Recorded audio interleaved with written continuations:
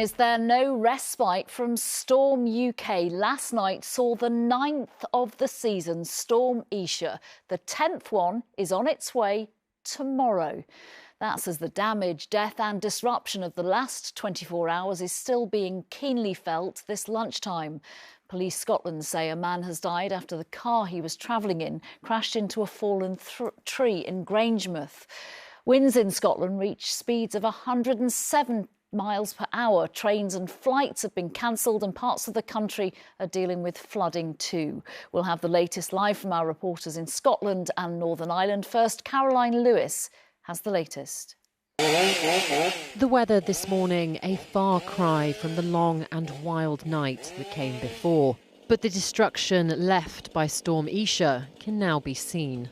Tens of thousands of homes woke up without power due to widespread damage to the electricity network. Through the night, winds of up to 107 miles per hour were recorded, ripping across the country, bringing down trees onto roads, cars and railways. Elsewhere, heavy downpours battered some parts of the country. The ominous sound of a flood siren in Appleby in Cumbria last night. The town once again submerged. Today, rescue operations got underway for those caught out by the weather. I wasn't expecting this amount. It was definitely a terrifying experience at the time. But I made it out alive. Everyone's all right. Just let's see how the van's doing. Commuters this morning facing the aftermath. No trains were running in Scotland. Elsewhere, delays and cancellations.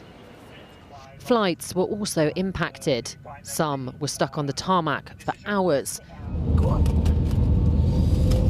And those that did take off were in for a bumpy ride. This flight from Munich to Dublin failed to land, instead heading back to Munich. Another flight between Manchester and Stansted ended up in Budapest, while passengers returning to Glasgow from Tenerife were diverted to Cologne. 2 minutes for landing and the plane really started to shake, and it got quite scary. And just I thought we were still going to land, but at the last minute he just said no, this is he just took the plane went back up, and it came over and told us that it sort of crossed the line for being too dangerous to land. The worst of Storm Isha may be over, but with Storm Jocelyn coming hot on its heels, the clean-up operation could be a long one.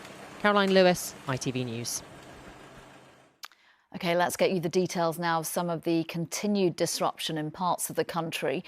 Many train services in Scotland are still suspended, with delays and some cancellations on several other lines across the UK, along with ongoing flight and ferry issues. More than 20,000 customers are still without power in Northern Ireland, and thousands more are affected in parts of England and Scotland.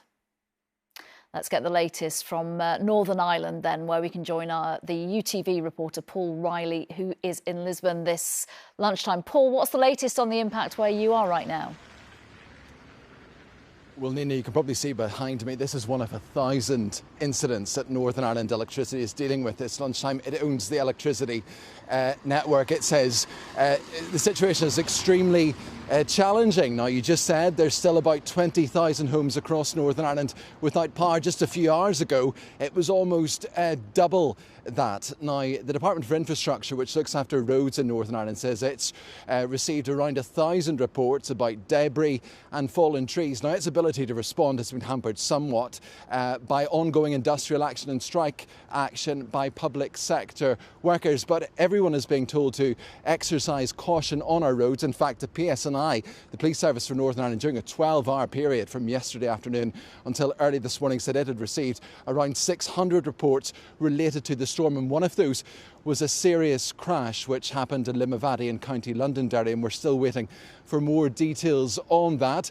Northern Ireland Electricity saying this is a multi-day event, so that means it could roll on for a number of days. It says this is the worst storm Northern Ireland has seen in almost a decade, and as we know, preparations are already being made for that next storm, which is set to land tomorrow. Paul Riley for that update. Thank you very much to our Scotland reporter Louise Scott, who joins us from Ayr on the southwest coast of Scotland. Louise, what's the situation there this lunchtime?